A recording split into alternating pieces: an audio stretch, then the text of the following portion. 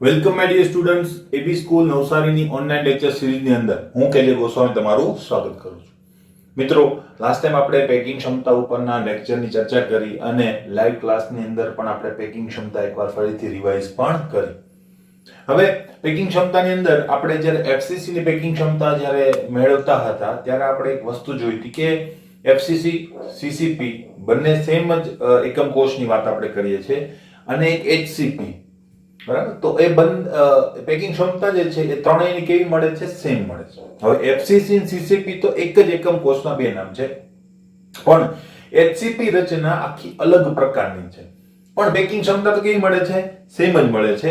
એચસીપી ની જે પેકિંગ ક્ષમતા છે આપણને ખ્યાલ છે કે 74% મળશે, બરાબર. પણ કેવી રીતે? તો એચસીપી ની પેકિંગ ક્ષમતા આપણને ટેક્સ્ટ બુકમાં નથી આપેલી, પણ ઘણી વખત કોમ્પિટિટિવ એક્ઝામની અંદર એના ક્વેશ્ચન પૂછાતા હોય છે, તો આપણે એની ચર્ચા કરી લઈએ. એક વાત. બીજી વાત એ કે એચસીપી ની જે પેકિંગ ક્ષમતા છે એ થોડીક ટ્રિકી છે મેળવવી, બરાબર. એટલે ઘણા બધા મેથેમેટિકલ પ્રોબ્લેમ્સ એની અંદર આપણે સોલ્વ કરવા પડશે, બરાબર. તો એ સીધી રીતે મળશે નહીં. તો એ કેવી રીતે સોલ્વ કરવામાં આવે છે એની માહિતી આજે આપણે ફટાફટ લઈશું. તો જોઈએ ફરીથી. પહેલી વાત, જો મેં અહીંયા એચસીપી નો જે એકમ કોષ છે એ બનાવીને રાખેલો છે. તમને ખ્યાલ છે કે આ બધી જગ્યાએ શું હોય છે? ઘટક કણો પ્રેઝન્ટ હોય છે, બરાબર. એ તમને ખ્યાલ છે, બરાબર. એટલે હું વધારે ચર્ચા કરતો નથી. આપણો ટાઈમ જે છે એ ઓછો રાખીશું. ક્લિયર? આ રીતે અહીંયા પણ હશે, અહીંયા પણ હશે, અહીંયા પણ હશે, અહીંયા પણ હશે, અહીંયા પણ હશે ને અહીંયા પણ હશે, અને વચ્ચે પણ પરમાણુઓ છે. આ એબી પ્રકારની રચના છે, તમને ખ્યાલ છે ને? એ આખી સિક્વન્સ આપણને ખ્યાલ છે. હવે આની અંદર જો તમને ખ્યાલ છે કે અહીંયા આ 6 ગોળાઓ છે ને એકબીજાના સંપર્કમાં હોય, બરાબર. અને આ વચ્ચેનો ગોળો એ 6 ના સંપર્કમાં હોય. ક્લિયર? તો અલ્ટિમેટલી શું થાય? તો કે આ ગોળો આના સંપર્કમાં છે, આ ગોળો આના સંપર્કમાં છે. તો હું શું કહી શકું? જો સંપર્ક હોય, આપણે ખાસ અગત્યનું શું છે? સંપર્ક. જો સંપર્ક હોય તો આ અંતર જે છે એને હું a કહી શકું, બરાબર. અને a હું 2r પણ કહી શકું, બરાબર. તો અંદરનું જે અંતર છે એ પણ કેટલું હશે? આ અંતર પણ કેટલું હશે? a. એનો મતલબ અંદર એક સમભુજ ત્રિકોણ બને છે કે નહીં? સમભુજ ત્રિકોણ, બરાબર. તો એ સમભુજ ત્રિકોણની પણ આપણે જરૂર પડશે. તો હવે તમને ખ્યાલ આવી ગયો હશે કે સમભુજ ત્રિકોણ કેવી રીતે બને, કારણ કે આ બંને ગોળાઓ પણ એકબીજાના સંપર્કમાં છે એટલે a 2r થશે અંતર. આ બંને ગોળાઓ પણ એકબીજાના સંપર્કમાં છે માટે ત્યાં પણ અંતર શું થઈ જશે? 2r. હવે કેવી રીતે? જો કોઈને હજી પ્રોબ્લેમ હોય સર આ ગોળો ને આ ગોળો સંપર્કમાં હશે ને એની સાથે કેવી રીતે સંપર્કમાં હશે, તો આપણો પેકિંગ ક્ષમતા વાળો વિડિયો જોઈ લે. સોરી, પેકિંગ ક્ષમતા નહીં પણ સંકુલન વિવિધ પ્રકારની રચનાઓ આપણે જોઈતી, બરાબર. વિવિધ પ્રકારનું પેકિંગ, એક પરિમાણીય, દ્વિપરિમાણીય. તો એની અંદર જ્યારે આ રચના આપણે મોડેલ દ્વારા સમજાવી દે ને એ લેક્ચર જોઈ લેજો. એની અંદર મોડેલની અંદર પણ તમને આ ગોળાઓ ટચ થયેલા જોવા મળશે. ક્લિયર? એક વસ્તુ થઈ ગઈ. તો આ 2r કહી દીધી. હવે જો આનું જે કદ છે કેટલું હશે તો આપણને ખબર છે, બરાબર. a ક્યુબ જેટલું કદ હોય છે, પણ એ કોનું? સમઘનનું. આ સમઘન નથી, આ હેક્સાગોનલ ક્યુબિક ક્લોઝ પેક છે, બરાબર. તો આ બેઝ જે છે તમારો નીચેનો બેઝ છે એને તો તમે મલ્ટીપ્લાય કરો એની હાઈટ વડે તો શું મળી જાય? તમને એનું કદ મળી જાય. તો એની હાઈટ જે છે આપણે ધારી લઈએ કેટલી હશે? અંદાજિત c ધારી લઈએ આપણે હાઈટ, બરાબર. તો આ મધ્યના જે ગોળાઓ છે ત્યાં સુધીનું જો અંતર આપણે અંદાજિત લઈએ તો એ કેટલું હશે? c/2 હશે કે નહીં? બરાબર. આટલી વસ્તુ ખ્યાલ આવી ગઈ, બરાબર. તો બસ આટલી વસ્તુની ખાસ આપણે જરૂર છે તેની આપણે હમણાં વાત કરીશું, બરાબર. હવે આપણે સૂત્ર કયું ઉપયોગ કરીશું વોલ્યુમ માટે? કારણ કે મેઇન વસ્તુ છે વોલ્યુમ. ગોળાઓની સંખ્યા તો મેં ઓલરેડી તમને એકવાર કહી દીધી છે એચસીપી માટે. એ પણ એક્સ્ટ્રામાં કીધેલી હતી કે એક એચસીપી રચનાની અંદર કેટલા ગોળાઓ હોય છે? 6 ગોળાઓ. કેવી રીતે? તો જો આ ગોળો જે છે એ 1/6, એટલે આ 6 ગોળા 1/6, નીચેના પણ 6 ગોળા 1/6 ના પ્રમાણમાં પ્રેઝન્ટ હશે. વચ્ચેનો ગોળો કેવો હશે? હાફ હશે. અંદરના ગોળાઓ કેવા હશે? ફૂલ હશે, બરાબર. તો 1/6 into 12 કરો એટલે કેટલા થશે? 2, બરાબર. આ બંને ગોળા મળીને એક ગોળો બનાવશે અને પ્લસ ની વચ્ચેના 3 ગોળા એટલે 3 ને 3 6 ગોળાઓ પ્રેઝન્ટ હોય છે, બરાબર. તો એ આપણને ખ્યાલ છે, આપણે એની પણ જરૂર પડશે. પણ એ તો ઈઝી છે, બરાબર. 6 into શું કરી દઈશું? 4/3 πr ક્યુબ. કોઈ ઇશ્યુ નથી. પ્રોબ્લેમ ક્યાં થાય છે? પ્રોબ્લેમ થાય છે આના કદની અંદર, બરાબર. તો કદ કેવી રીતે મેળવવું એ ખાસ ધ્યાનમાં રાખજો, બરાબર. તો આપણું જે HCP છે, HCP નું વોલ્યુમ કેટલું હોય છે? બેઝ ને તમે પાયો પણ કહી શકો, પણ આપણે બેઝ તરીકે જ લખીશું, બરાબર. તો બેઝ નું ક્ષેત્રફળ એટલે એરિયા, બરાબર, ઇન્ટુ શું થઈ જશે? હાઈટ, બરાબર. હાઈટ એટલે કે C. ક્લિયર? તો પેલા બેઝ એરિયા મેળવી લઈએ અને પછી હાઈટ માટે ખાસ આપણે થોડીક માથાકૂટ કરવી પડશે, તો એ કરીએ આપણે, બરાબર. તો પેલા આપણે બેઝ માટે લખીએ. બેઝ માટે, બેઝ માટે શું છે? બહુ સિમ્પલ, બરાબર. તો બેઝ એરિયા કેટલો હશે? એરિયા ઓફ બેઝ પર લખી શકું કે નહીં? Area of base is equal two, જો અહીંયા શંભુ ત્રિકોણ દેખાય છે કે નહીં? બરાબર. તો અહીંયા શંભુ ત્રિકોણ છે, તો આ બધા શંભુ ત્રિકોણ હશે કે એક સરખા જ? તો કેટલા ત્રિકોણ છે? 1 2 3 4 5 અને 6 ત્રિકોણ છે. એનો મતલબ સમભુજ ત્રિકોણ,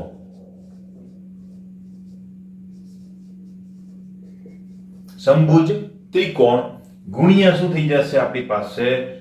6, બરાબર. સમભુજ ત્રિકોણ જે છે એનું શું લઈશું આપણે? કદ નહીં લઈએ, કારણ કે તો એ આપણે બેઝ જોઈએ છે, બેઝ નું ક્ષેત્રફળ જોઈએ છે, બરાબર, એરિયા.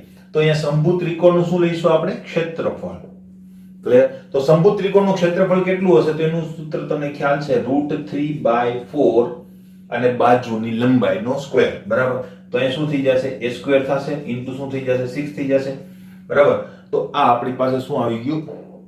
સમભુજ ત્રિકોણ માટેનું કહેવાય ને કે અલ્ટિમેટલી બેઝ એરિયા આવી ગયો, બરાબર.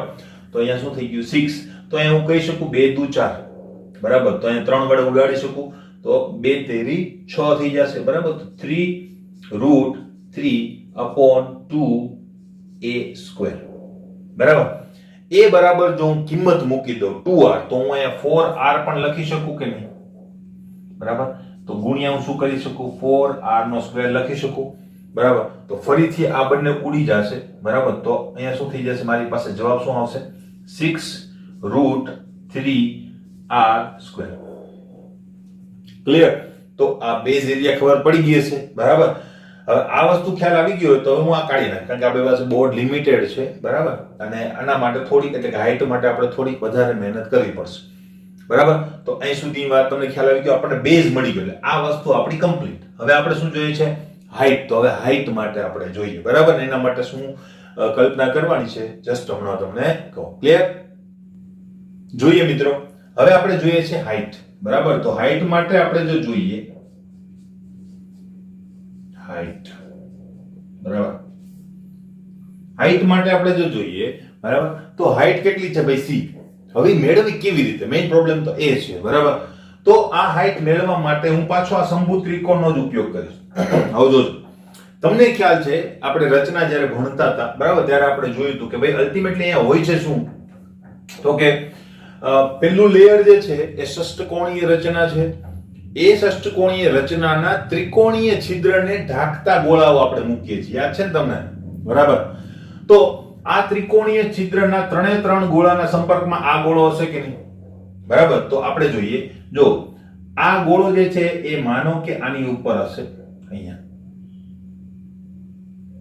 તો આ ગોળો અહીંયા નહીં હોય, કારણ કે એ છિદ્ર તો ખાલી રહેશે, કારણ કે ત્યાં કોઈ આવી શકતું નથી, કારણ કે ત્યાં અષ્ટફલકી છિદ્ર બનશે, યાદ છે તમને? બરાબર. અને આ ગોળો જે છે એ એના અલ્ટરનેટ છિદ્રમાં હશે, અહીંયા નહીં હોય, અહીંયા કોઈ નહીં હોય. અને આ ગોળો જે છે એ આ જગ્યા હશે, આ જગ્યાએ. આટલી કલ્પના ખાસ તમારે કરવાની છે, બરાબર. આટલું ખબર પડી ગઈ. હવે આના કારણે શું થાય? તો હવે આની અંદરથી એક શંભુ ત્રિકોણ બહાર કાઢી દો, બરાબર. કોઈ બી શંભુ ત્રિકોણ, દાખલા તરીકે આ ત્રિકોણ આપણે બહાર કાઢીએ, આ ત્રિકોણ જે છે તે બ્લેક કરી દઉં, જો તમને બરાબર કલર દેખાતો હોય તો એ શંભુ ત્રિકોણને હું કાઢી લઉં છું બહાર, આ રીતે, બરાબર. એની જેવું દોરવાનો પ્રયત્ન કર્યો છે. હવે આ શંભુ ત્રિકોણની ઉપર અહીંયા ક્યાંક પેલો ગોળો હશે, અને એ ગોળાનું મધ્ય બિંદુ હશે. આ બધા જે પોઈન્ટ છે શું છે? ગોળાઓના મધ્ય બિંદુ છે. આ પણ કોઈ ગોળાનું મધ્ય બિંદુ છે, આ પણ કોઈ ગોળાનું મધ્ય બિંદુ છે, બરાબર. તો આ ગોળાનું મધ્ય બિંદુ, આ ગોળાનું મધ્ય બિંદુ, એની વચ્ચેનું અંતર કેટલું થઈ જશે? એ જેટલું થશે 2r, જેને આપણે કહીએ છીએ તે, એ જેટલું અંતર થશે, બરાબર. હવે આ ગોળાની વચ્ચોવચ્ચ અહીંયા, બરાબર, આના અંદરથી એક રેખા આપણે પસાર કરી આ રીતે, બરાબર. અંદાજિત આપણે થોડુંક વ્યવસ્થિત દોરીએ. આ વચ્ચોવચ્ચ અંતર થઈ ગયું ને, અહીંયાથી આ જગ્યાએ આપણે શું કરીએ, એક રેખા પસાર કરીએ, બરાબર. તો આ ત્રિકોણના મધ્ય બિંદુ ઉપર હશે કે નહીં? ક્લિયર છે એટલી વસ્તુ, બરાબર. હવે અહીંયાથી આ એક રેખા દોરી દઉં મેં, એટલે ત્રિકોણના મધ્ય બિંદુ ઉપરની રેખા થઈ ગઈ કે નહીં, બરાબર. એટલે અલ્ટિમેટલી આ રેખા કેવી હશે? મધ્ય બિંદુ ઉપર હશે, બરાબર. એટલે એક ત્રિકોણના સરખા બે ભાગ કરશે. ક્લિયર? હવે આ જ મધ્ય બિંદુ ઉપરથી ત્રિકોણનું જે આ મધ્ય બિંદુ છે વચ્ચે, એના ઉપરથી હું આ બાજુ ઉપર એક લંબ દોરી દઉં.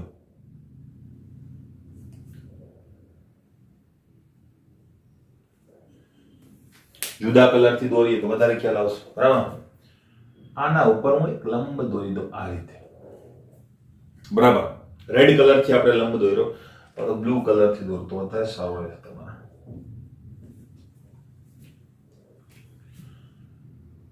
આ બરાબર દેખાતું હશે કદાચ, બરાબર.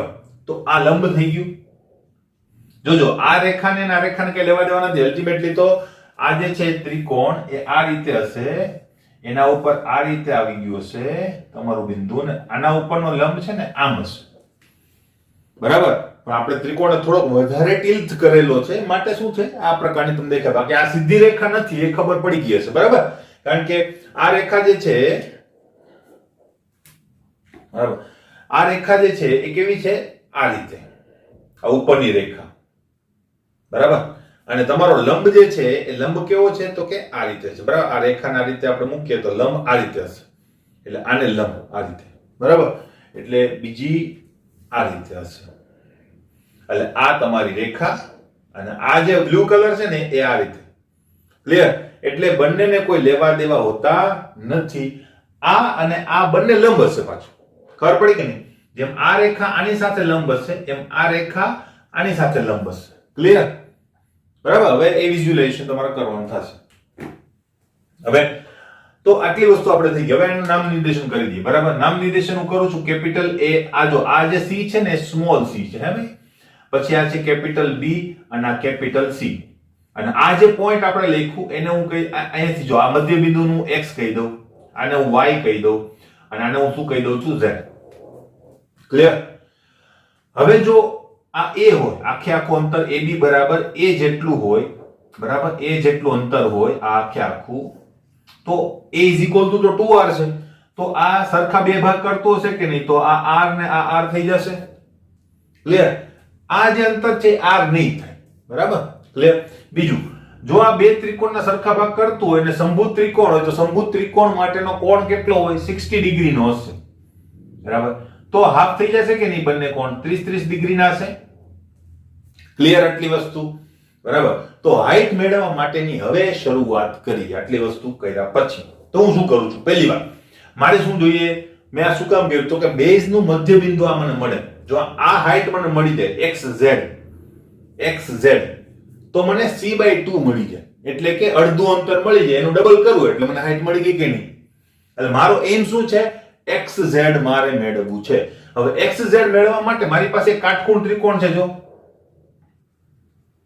આ કાટકોણ ત્રિકોણ, પણ આ કાટકોણ ત્રિકોણમાં મારી પાસે ax નથી. xz તો મારે મેળવવાનું છે, બરાબર. a અને z એનું અંતર કેટલું હશે? પાછું a જેટલું જ હશે કે નહીં? 2r. કેમ? તો કે આ ગોળો અને આ ગોળો સંપર્કમાં હશે પાછા, બરાબર. આ ગોળો ને આ ગોળો, એટલે કે આ ગોળો ને આ ત્રણ ગોળાના સંપર્કમાં એ ગોળો હશે, કારણ કે એની વચ્ચે જ મૂકેલો છે.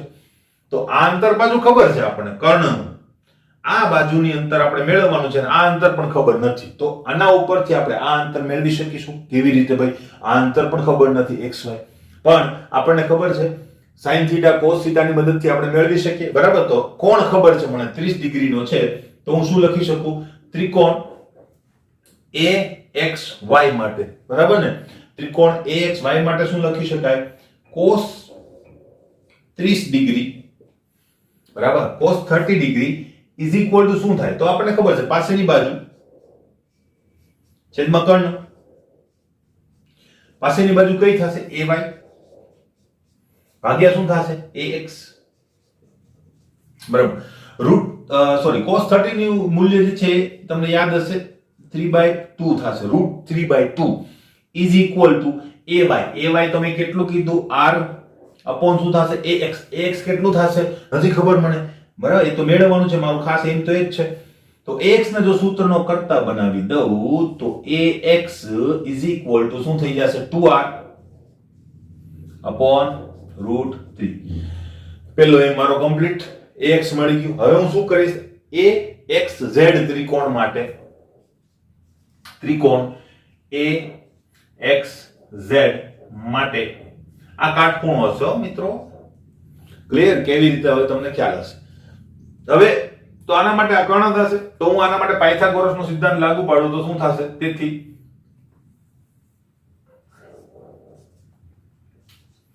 az² is equal to ax² plus xz²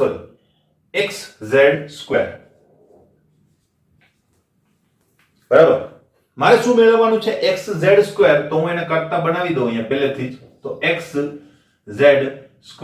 is equal to az² minus ax² બરાબર હવે હું કિંમત તો જો આની અંદર મૂકી દઉં તો xz તો મને ખ્યાલ નથી એટલે કોઈ પ્રશ્ન જ નથી xz² બરાબર તો az બરાબર શું છે જો az મેં કીધું 2r તો એ શું થશે 2r એનો સ્ક્વેર માઈનસ ax આપણે એ મેળવ્યું 2r/√3 2r/√3 એનો હોલ સ્ક્વેર થશે બરાબર આટલી વસ્તુ ખબર પડી ગઈ હવે સાદુરૂપ આપીએ સાદુરૂપ આપતા આપણને ફૂલ ફાવે છે બરાબર xz² is equal to 4r² minus 4r² upon 3 બરાબર હવે તમને ખ્યાલ છે 4 તેરી 12 થશે 12 માંથી 4 જાય એટલે 8 થશે તો અહીંયા મારી પાસે આન્સર આવશે xz² is equal to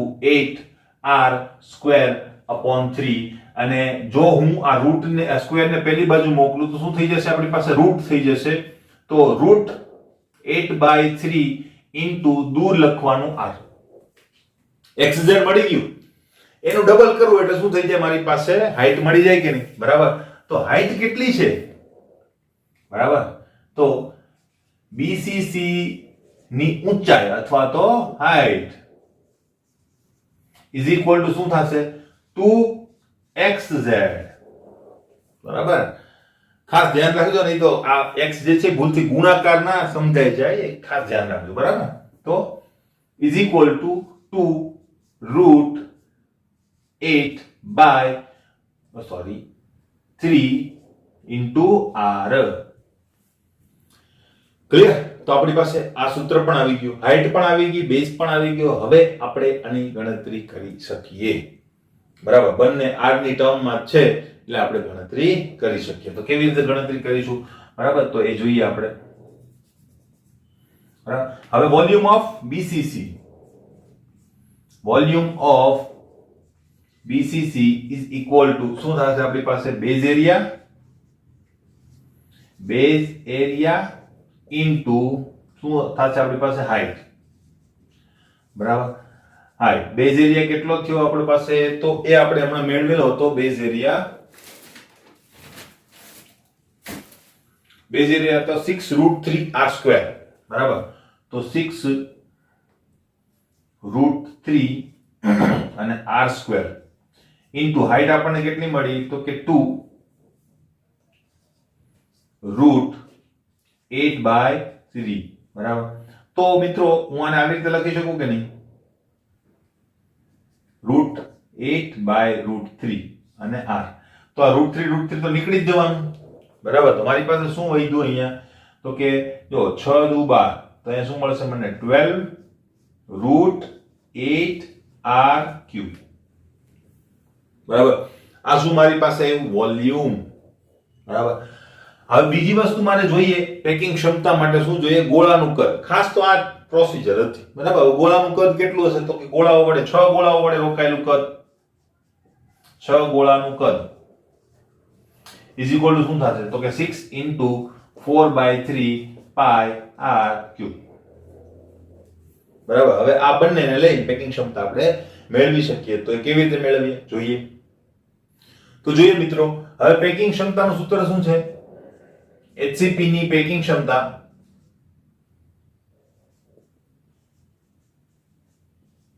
is equal two શું થશે આપણી પાસે તો કે પહેલા તો આપણે શું લખીએ છીએ 6 ગોળાનું કદ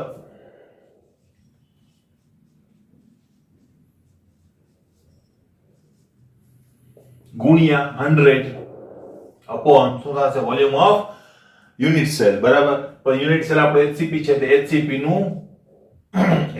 નું કદ. તો હવે આપણી પાસે બધી જ વસ્તુ છે તો સાદુરૂપ આપી શકીએ.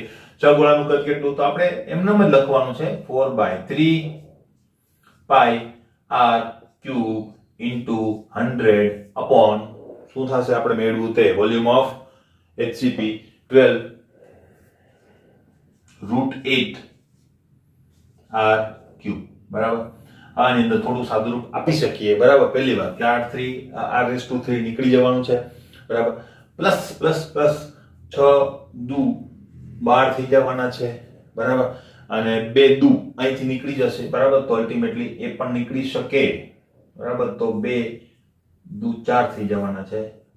હવે મિત્રો જો આનું સાદુરૂપ આપીએ બરાબર તો આની અંદર જો લઈએ તો અલ્ટિમેટલી તમે શું લખી શકો તો હવે અહીંયા વધ્યું શું છે તો કે 2 એ ઉપરથી 2 બરાબર ગુણ્યા પાઈ ની વેલ્યુ હું મૂકી દઉં છું ગુણ્યા 100 અપોન શું થઈ જશે જો આ અંશનો છેદમાં આવી જશે કે નહીં તો 3 ઇન્ટુ √8 અને આની જો ગણતરી કરશો તો તમારો જવાબ જે છે 74% જેટલો આવશે. તો 74.02 74.03 આવો જવાબ પણ આવી શકે. તો કોઈ ઇશ્યુ નથી. રાઉન્ડ ફિગરમાં તમારે ફેરવી નાખવાનું 74%.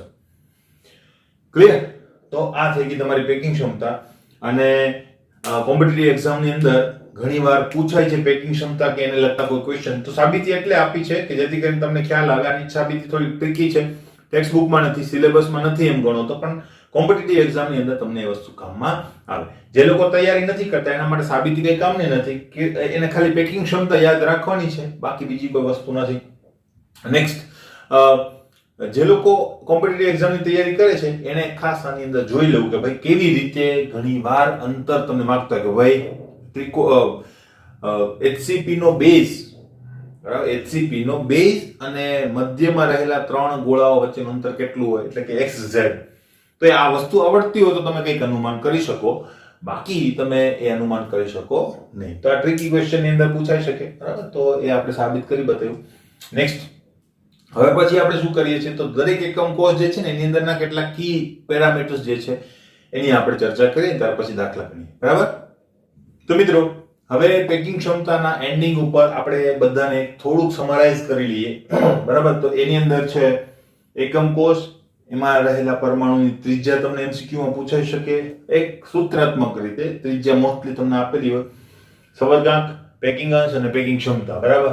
તો SCP simple cubic close pack ની અંદર સાદા ઘનમાં પરમાણુ ત્રિજ્યા કેટલી હોય છે a/2, કારણ કે 2r હોય તો 2r ને બદલે r લખી શકો તો 2 અહીંયા છેદમાં આવશે a/2. સવર્ગાંક કેટલો હોય છે 6, એ આપણે જોઈ લીધું છે. 4 ગોળાઓ એક સમતલમાં, એક આગળ એક પાછળ. બરાબર. પેકિંગ અંશ કેટલો હોય છે તો કે 0.524 π/6 પણ લખી શકાય. બરાબર. આ વસ્તુ આપણે પહેલા પણ નોંધમાં લખી દીધેલી છે. પેકિંગ ક્ષમતા કેટલી મળે છે 52.4. BCC માટે r બરાબર શું મળશે √3/4a. એ કેવી રીતે આવ્યું તો મેં તમને કીધું એ જ રીતે. બરાબર. અહીં તમે 2r લખી શકો. બરાબર. તો 2r = શું થાય √3/2a. તો અહીંયા તમે r બરાબર શું લખી શકો √3/4a. આની સાબિતી પણ આપેલી હતી. આનો ભાગાકાર કરશો એટલે એ આવે 0.433a. આ a છે. બરાબર. તો આ રીતે પણ ઘણીવાર MCQ માં આવે છે મિત્રો, તો આ યાદ રાખજો. બરાબર. આ વેલ્યુ તો એ ખાસ ધ્યાનમાં રાખવાની છે. અહીં 0.5 પણ લખી શકાય. સવર્ગાંક એનો કેટલો હોય છે 8, એ તમને ખ્યાલ છે. પેકિંગ અંશ આના ઉપરથી મળી જાય 0.68. ખાસ આ અગત્યનું છે √3/8π MCQ માટે. FCC રચનાની અંદર r = a/2√2 અને એને જો ભાગાકાર કરો તો 0.3535 * a. સવર્ગાંક બંનેનો સેમ હોય છે 12 અને HCP માં પણ 12 હોય છે. પેકિંગ અંશ 0.74 અને √2 પાઈ upon 6 પણ લખી શકાય 74. HCP હમણાં જસ્ટ જોયું છે. હવે એમાં તો ધાર આવતી જ નથી, એ જ એના ટર્મમાં આપણે કોઈ વસ્તુ લખતા જ નથી, એટલે આ પોર્શન આમાં આવશે નહીં. બરાબર? તો એનો સવર્ગાંક તો સેમ FCC જેટલો જ હોય છે 12, પેકિંગ અંશ પણ સેમ હોય છે, પણ આ સૂત્ર બદલે છે. જો બેનો જવાબ જ આવશે, અલ્ટિમેટલી આ સૂત્ર બદલી જાય છે, તો છે ધ્યાનમાં રાખવું. બરાબર ને? એ સૂત્ર જે છે એમ તો આના ઉપરથી પણ તારવી શકાય. બરાબર? દાખલા તરીકે અહીંયા 3 દૂ છો તો 2 ને √2 લખી શકાય કે નહીં? તો 3 √2 નીચે આવી જાય, √2 ઉડી જાય. બરાબર? બે સેમ જ છે, પણ સૂત્રાત્મક રીતે તમને આ મળશે અહીંયા અને અહીંયા આ મળશે. બે સેમ જ છે, બંને એકબીજાના બદલે લખી શકાય, જવાબ બેનો સેમ આવે. એટલે આ બધું સેમ જ છે આના માટે. ખાલી મેળવવાની રીત કેવી છે, જુદી છે, કે જે હમણાં આજે જોઈ. ક્લિયર? હવે એના કેટલાક દાખલાઓ છે તેના ઉપર આપણે જઈએ. તો મિત્રો હવે આપણે કેટલાક કોયડાઓ જોઈએ. બરાબર? તો એની ઉપર જો આપણે થોડી નજર નાખીએ તો જોઈ લઈએ. કોયડો નંબર 1.3. કોયડો નંબર 1.3 શું કહેવા માંગે છે જોઈએ. પહેલા એક તત્વની અંતઃકેન્દ્રિત સમઘનીય BCC રચના છે. એનો મતલબ રચના કેવી આપેલી છે? BCC. બરાબર? તેના કોષની ધાર 288 pm છે. ધારને આપણે શું કહીએ છીએ? A for H. બરાબર? તો અલ્ટિમેટલી આપણી પાસે શું આવે છે?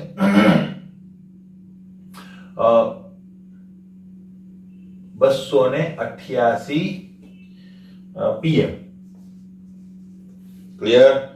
તત્વની ઘનતા આપેલી છે 7.2. તત્વની ઘનતા કે જેને ડેન્સિટી કહીએ છે 7.2 એકમ ખાસ જોઈ લેવાનો છે, ગ્રામ પર સેન્ટીમીટર ક્યુબ.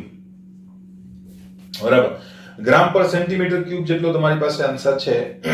તો હવે જોઈ લઈએ. તો તત્વના 208 ગ્રામ વેઇટ તમને આપેલું છે. 208 ગ્રામ માં કેટલા પરમાણુ હશે? પરમાણુની સંખ્યા ક્વેશ્ચનમાં. બરાબર? તો કેવી રીતે મેળવીશું જોઈએ. બરાબર? પહેલી વાત કે આપણે તમને ઘનતા આપી હોય એટલે ઘનતાના સૂત્રનો ઉપયોગ કરવો જ એવું કઈ ફરજિયાત હોતું નથી. બરાબર? તમે એમ પણ એ વસ્તુ ગણી શકો. તો જો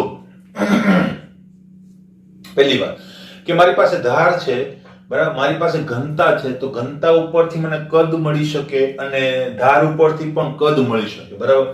તો એક એકમ કોષનું કદ કેટલું થશે? એકમ કોષ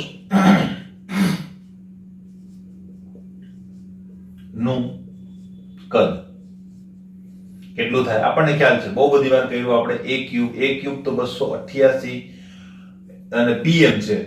પિકોમીટર નો મતલબ શું થાય? -12 ઘાત, એનો ક્યુબ કરો તો તમારો આન્સર આવશે અલ્ટિમેટલી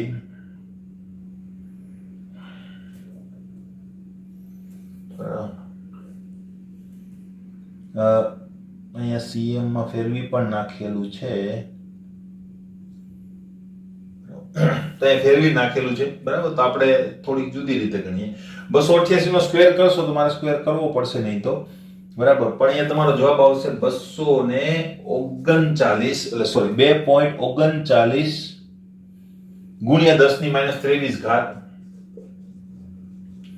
સેન્ટીમીટર ક્યુબ. હવે આ કેવી રીતે આવ્યું જોઈએ. બરાબર? મારે કેલ્ક્યુલેટરનો ઉપયોગ કરવો નથી. હવે જો અહીંયા pm હશે. બરાબર? તો pm ના બદલે મેં શું લખેલું છે? બરાબર? તો આને હું આવી રીતે લખી શકું 288 બરાબર ગુણ્યા 10⁻10 ઘાત ગુણ્યા 10⁻2 ઘાત ગુણ્યા મીટર અને એનો ક્યુબ. બરાબર? તો આ રીતે લખી શકાય. તો હવે મેં શું કરેલું છે અહીંયા? બરાબર? કે ભાઈ આ જે -2 ઘાત છે એને એના બરાબરનું સેન્ટી લખી શકું કે નહીં? સેન્ટી c. તો મિત્રો અંદર cm આવી ગયું ઓટોમેટિક જ. બરાબર? તો અહીંયા cm આવી ગયું તો ડાયરેક્ટ cm ક્યુબ મળી જાય. 10⁻10 ઘાત ને 3 વડે ગુણો 10⁻30 ઘાત.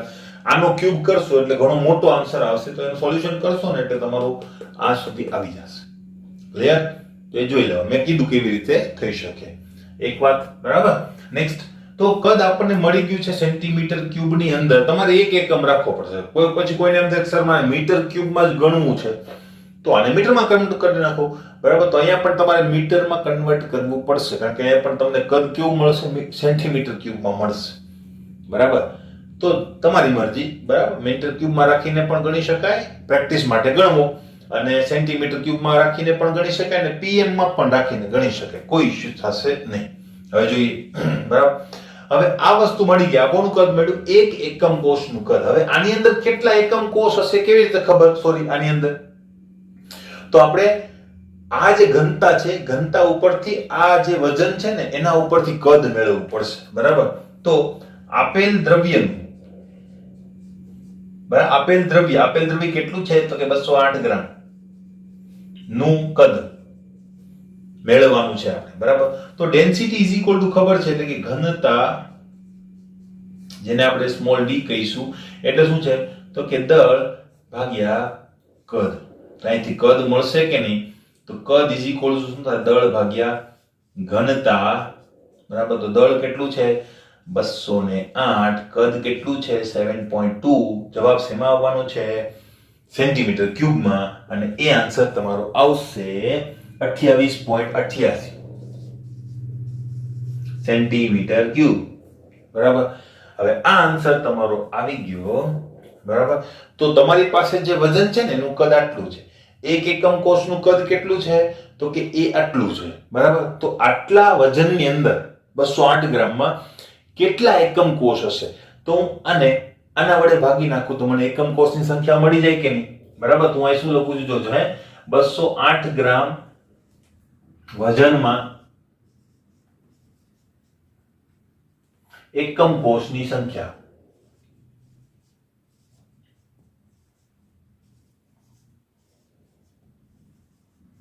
ઇઝ ઇક્વલ ટુ, તો કે કુલ કદ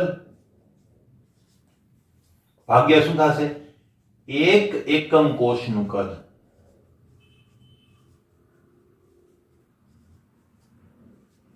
બરાબર, તો કુલ કદ કેટલું થયું આપણી પાસે?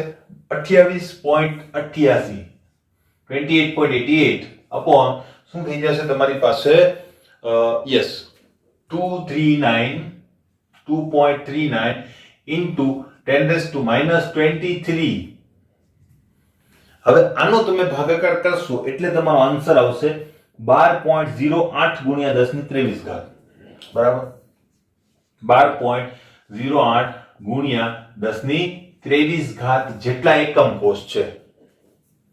તો શું થઈ ગયું? આપણે તો શું જોઈએ છે? પરમાણુઓની સંખ્યા. તો હવે એક વાક્ય લખી દો કે ભાઈ બીસીસી માં પ્રતિ એકમ કોષ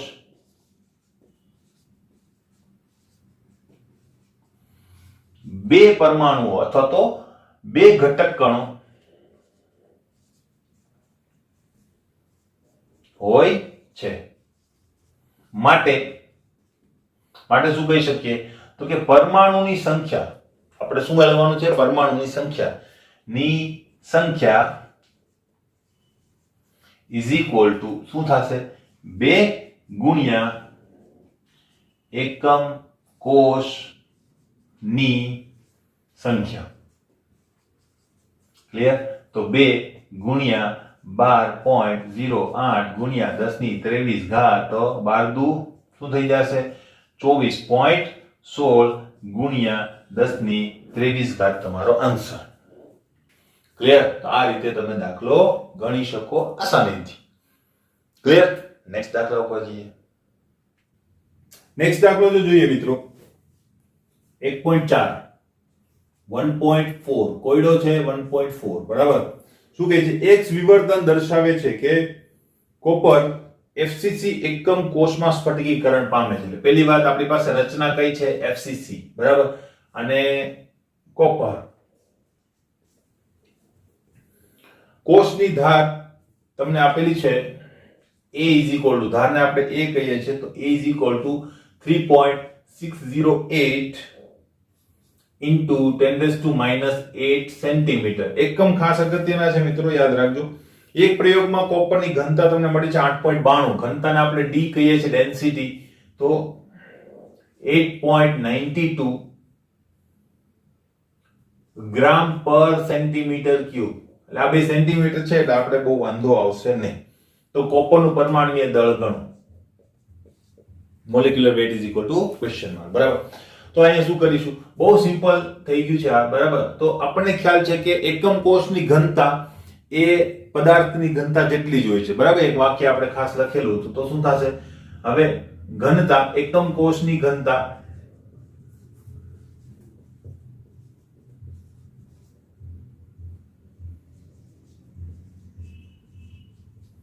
કે જેને આપણે d કહીશું, તો ઇઝ ઇક્વલ ટુ આપણી પાસે સૂત્ર છે તે z is equal two z into શું થઈ જશે આપણી પાસે મોલેક્યુલર વેટ અપોન શું હતું a ક્યુબ કે જેને ધારની લંબાઈ કીધી છે અને ઇન્ટુ શું થઈ જશે na કે જે એવોગેડ્રો છે. આપણે જોઈએ છે શું મોલેક્યુલર વેટ, તો આપણે m ને સૂત્રનો કરતા બનાવી દઈએ તો બીજી બધી વસ્તુ શું થઈ જશે એના ગુણાકારમાં આવી જશે. ભાગ્યા શું થઈ જશે z. બરાબર. તો ડેન્સિટી તમારી પાસે છે કેટલી છે 8.92. કોઈ પ્રોબ્લેમ નહીં થાય કારણ કે સેન્ટીમીટર સેમ છે ના હોવા જોઈએ. બરાબર. અહીંયા pm હોય તો એને સેન્ટીમીટરમાં તમારે કન્વર્ટ કરવા પડશે. a બરાબર તમારી પાસે છે 3.608 into 10 raised to minus 8 એનો શું થઈ જશે ક્યુબ. Na બરાબર શું થશે એવોગેડ્રો આંક 6.023 કે 022 ગુણ્યા 10 ની 23 ઘાત ભાગ્યા z. z બરાબર શું લેવું? તો z બરાબર આપણે એક એકમ કોષની વાત કરીએ છીએ કે નહીં. બરાબર. તો એક એકમ કોષમાં પરમાણુની સંખ્યા FCC માં કેટલી હોય? 4 હોય. બરાબર. તો અહીંયા 4 લખશો એટલે તમારો આન્સર જે છે એ આવી જશે 63.1. પૂરું નહીં. એકમ લખવાનો, એકમ અહીંયા છે ને યુ નહીં આવે, અહીંયા એકમ તમારો આવશે ગ્રામ પર મોલ. બરાબર. તો આ રીતે તમે આન્સર આપી શકો. નેક્સ્ટ આપણે દાખલાની ચર્ચા કરી જ લઈએ, કઈ વાંધો નહીં. બરાબર. હવે 1.5 શું કહેવા માંગે છે જોઈએ. સિલ્વર CCP રચના રચે છે. બરાબર. તો CCP કે જેને આપણે FCP કહીએ એટલે સેમ ટુ સેમ જેવું થઈ જશે. બરાબર. અને સિલ્વર કીધું છે તો કૌંસમાં લખી નાખો, મને કામમાં આવશે. મારી સમરી છે. સ્ફટિકના એક્સ કિરણોનો અભ્યાસ દર્શાવે છે કે એકમ કોષની ધારની લંબાઈ 408.6 pm છે. તો ધારની લંબાઈ a is equal two 408.6 pm છે. બરાબર. સિલ્વરની ઘનતા ગણો. સિલ્વરની ઘનતા ગણો. d is equal to question mark. બરાબર. અને પરમાણુય દળ આપેલું છે 107.9. તો જે આપેલું હોય ને તે જ લેવાનું. ના આપેલું હોય તો આપણે 108 લઈ શકીએ, કોઈ ઇશ્યુ નથી. બરાબર. તો અહીંયા 107.9 આપેલું છે, u આપેલું છે, પણ u ને આપણે ગ્રામ પ્રતિ મોલ લઈ શકીએ. બરાબર. હવે જો પહેલી વાત કે તમે અહીંયા જે ઘનતા ગણશો એ ઘનતા મોસ્ટલી હશે સેન્ટીમીટર ક્યુબમાં. બરાબર. એટલે આપણે સેન્ટીમીટર ક્યુબમાં જ ઘનતા ગણીને આપવાની, મીટર ક્યુબમાં આપવાની નહીં. બરાબર. કારણ કે પછી એ બહુ મોટી વેલ્યુ થઈ જાય. બરાબર. એટલા માટે મોટા ભાગે સેન્ટીમીટર ક્યુબમાં જોઈએ છે. તો એ જ રીતે આપણે આપીશું. તો અહીંયા હું આને સેન્ટીમીટર ક્યુબમાં કન્વર્ટ કરી નાખું પહેલેથી જ. બરાબર. તો 408.6 ગુણ્યા 10 ની -12 ઘાત મીટર લખાય. તો આના બરાબર હું શું લખી શકું? 408.6 ગુણ્યા 10 ની -10 ઘાત સેન્ટીમીટર. કેવી રીતે ભાઈ? -2 જે છે એની બરાબર મેં સેન્ટી મૂકી દીધા. ક્લિયર? વાત થઈ ગઈ પૂરી. એડજસ્ટ હમણાં પણ કરેલું હતું. આની અંદર કિંમતો મૂકો એટલે વાત પૂરી થઈ ગઈ. બરાબર. હવે ઘનતા, એકમ કોષની ઘનતા એવું લખવાનું. બરાબર. તો d ઇઝ ઇક્વલ ટુ મેં જસ્ટ અહીંયા સૂત્ર લખેલું છે તે જ. બરાબર. z ઇન્ટુ m અપોન શું થશે a ક્યુબ ઇન્ટુ n. હવે z ઇઝ ઇક્વલ ટુ મેં તમને કીધું એમ CCP FCP બંને સેમ, તો અહીંયા હું લખીશ 4 ગુણ્યા મોલેક્યુલર વેટ તમને આપેલું છે તે જ લખવું 107.9 ગ્રામ જ છે એટલે ગ્રામ પ્રતિ સેન્ટીમીટર ક્યુબમાં જ આવશે. બરાબર. જવાબ. હવે નીચે a ક્યુબ, a બરાબર સેન્ટીમીટર વાળો આન્સર આપણે લખીશું. બરાબર. તમે કોઈ બીજી રીતે ગણ્યું હોય ને તો અલ્ટિમેટલી જે પ્રકારનો તમારો, માનો કે જો pm જ મેં રાખેલું હોય તો મારો આન્સર શું આવશે અત્યારે? ગ્રામ પ્રતિ પિકોમીટર ક્યુબ. બરાબર. મીટરમાં રાખું તો ગ્રામ પ્રતિ મીટર ક્યુબ પણ આવે આન્સર, કોઈ ઇશ્યુ નથી, બરાબર. અને જો ઉપર હું કિલોગ્રામમાં કન્વર્ટ કરું તો એ પ્રમાણે પણ આન્સર આવી શકે, બરાબર. તો એ યુનિટ ચેન્જ થાય એ પ્રમાણે આન્સર ચેન્જ થશે. તો એ આપણને આવડે છે, આપણે 11th ની અંદર એ ભણ્યા છે, બરાબર. a ક્યુબ તો અહીંયા ક્યુબ થઈ જશે ગુણ્યા એને તો 6.022 ઇન્ટુ 10⁻23. આનો તમે ગુણાકાર ભાગાકાર કમ્પ્લીટ કરશો એટલે તમારો આન્સર આવશે 10.5 ગ્રામ પર સેન્ટીમીટર ક્યુબ. હવે કોઈ એમ કે સર મારે 10.5 નથી આવતો, કોઈને 10.37 આવે છે, કોઈને 10.47 આવે છે, 49 આવે છે, તો ચાલે, બરાબર. નજીકના આન્સર હોવા જોઈએ. એકદમ દૂરના આન્સર હશે તો તમારું એ આન્સર જે છે એ ખોટો ગણાય, બરાબર. આન્સર આટલો જ આની નજીક આવવો જોઈએ. નજીક આન્સર માટે મેં તમને કીધેલું છે કે મોટા ભાગે કોઈ પણ સંખ્યા લખો તો પોઈન્ટ પછીના 4 આંકડા લખો તો તમે એક્ઝેક્ટ આન્સરની એકદમ નજીક પહોંચી શકશો. 4 આંકડા લખતી વખતે ધ્યાનમાં રાખવાનું, રાઉન્ડ ફિગર ક્યાંય કરવાનું નહીં. માનો કે મારી પાસે કેલ્ક્યુલેટરમાં આન્સર આવ્યો કે 8 6 6 7 6 5, બરાબર. તો મેં તમને શું કીધું કે તમારે આટલા બધા આંકડાઓ નથી લખવાના, કારણ કે આપણો આન્સર 10-12 આંકડા ડિજિટમાં આવતો હોય તો તમારે જો નજીક પહોંચવું હોય તો પોઈન્ટ પછીના 4 આંકડા લખો. તો હું આના શું લખીશ ખબર? 8 6 6 7. 7 ના 8 નહીં કરું, 6 છે છતાં પણ, બરાબર. તો આન્સરની એકદમ નજીક તમે પહોંચી શકશો, કોઈ વાંધો આવશે નહીં. ક્લિયર? આ જસ્ટ ઉદાહરણ આપેલું છે, મેં ધ્યાન રાખજો. તો આ દાખલો પણ કમ્પ્લીટ. તો આપણા 3 કોયડાઓ આપણે કમ્પ્લીટ કર્યા. કેટલાક એક્સ્ટ્રા દાખલાઓ પણ આપણે ગણીશું. ક્લિયર?